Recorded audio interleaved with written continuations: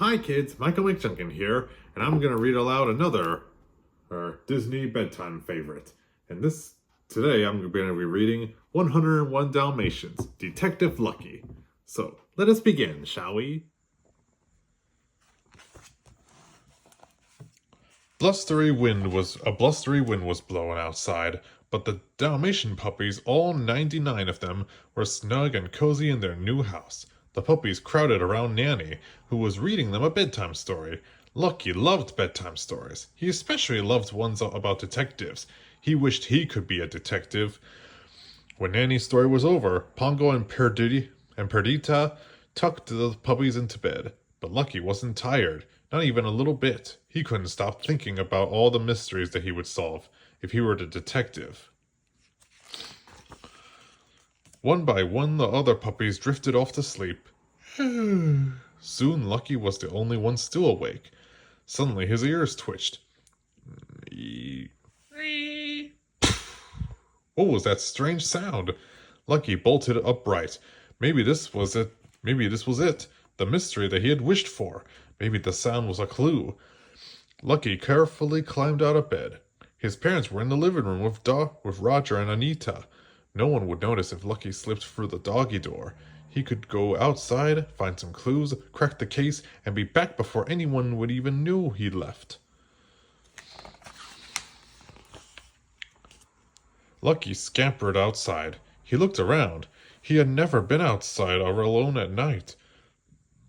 The wind had died down, but it was very dark. All around him, Lucky saw strange shadowy shapes.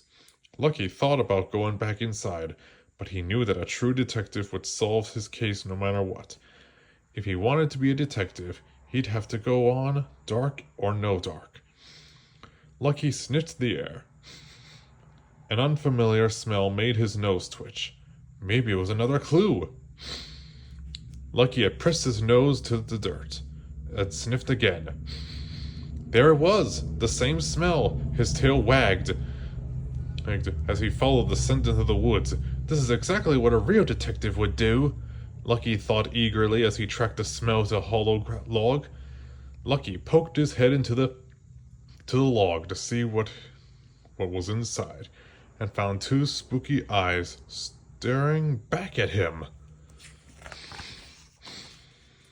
Lucky yelped in surprise. "No!" He backed out of the log as quickly as he could. Strange noises filled the air, and Lucky felt something brush by the head. Lucky was surrounded by spooky sounds, and he didn't know what was making any of them. And to make matters worse, he'd been so busy tracking the smell that he hadn't noticed how far he'd roamed. He had no idea where he was going, or how to get home. There was only one thing to do. Run!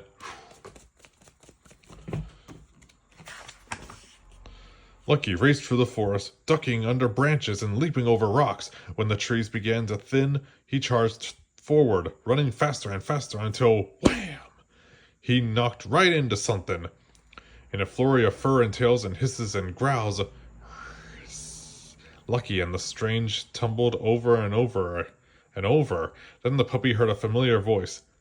"Lucky, is that you?" It was Sergeant Tibbs, the cat who helped rescue Lucky and his siblings from Coroa DeVille. "Sergeant Tibbs!" Lucky cried in relief. "Help! I'm lost and I don't know how to get home." Sergeant Tibbs knew just what to do. He led Lucky to an old barn where the two filled in the colonel on Lucky's situation. "This calls for the midnight bark," the colonel said. The colonel lumbered over to the door and howled into the night. Lucky waited anxiously for a response. At last it came. "Bark, bark, bark! Yip, yip, yip! Yip, yip, yip! Arf, arf, aroo!" The barks echoed across the countryside to the Dalmatian plantation, where a sleepy Pongo opened his eyes. "It's a lost pup," he whispered to Perdita. "I'll go help." "Follow the birds. They'll lead you home again," the colonel told Lucky. "Good luck, lad." "Thank you," Lucky told the colonel and Sergeant Tibbs. Then, listening closely, he ran into the night. The colonel was right. Following the sound of the barks, Lucky soon realized he was on his way home, and now that he was less scared, Lucky was able to solve all the mysteries that he stumbled upon, even the creaky old gate that had started it all. Back at the Dalmatian plantation, Pongo was shocked to see Lucky bounding up to him. "The midnight bark was for you?" he asked. Dot, I solved a mystery," Lucky exclaimed, "just like a real detective." "Tell me about it in the morning," Pongo whispered as he led Lucky back to bed. "And no more mysteries than tonight." Luckily, Lucky agreed and snuggled up next to his siblings, ready to fall asleep after his big adventure. Suddenly, his ears twitched. What was that strange sound? Maybe it was a clue. The end. Well, kids, thanks for listening to this read aloud video, and I hope you all enjoyed this. Thanks for watching, and I'll see you next time. Bye!